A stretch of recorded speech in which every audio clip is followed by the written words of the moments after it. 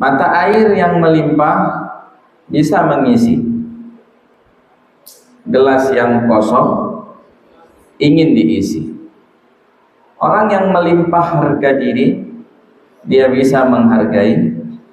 Orang yang tidak punya harga diri ingin dihargai. Kita mau jadi seperti mata air. Jadilah kita ini seperti mata air. Orang bawa gelas, isi aja. Ada orang lain bawa tangki, udah taruh aja airnya. Bawa gayung, bawa isi terus. Jadilah manusia yang senantiasa bisa mengisi hal-hal positif untuk orang lain. Orang yang melimpah harga diri bisa menghargai. Orang yang tidak punya harga diri selalu ingin dihargai. Ini kita merasa diri, puji saya dong. Nah itu kita sedang bermasalah.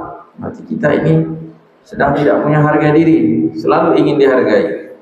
Menghargai itu penting, ingin dihargai itu jangan. Memberi itu baik, meminta-minta jangan. Islam ini sudah disampaikan oleh Rasulullah jauh hari, al-yadul ulya khairun min yadis sufla. Tangan di atas lebih baik daripada tangan di bawah. Bahasa lain apa?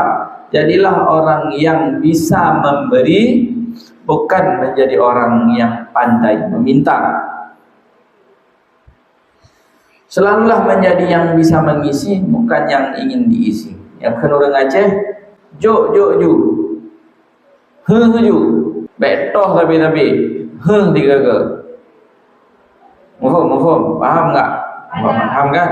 Jangan selalu minta dong, jangan kayak gitu. Ini ambil nih, ambil nih. Jadilah pemberi bukan peminta-minta. Jadilah orang yang menghargai bukan ingin dihargai.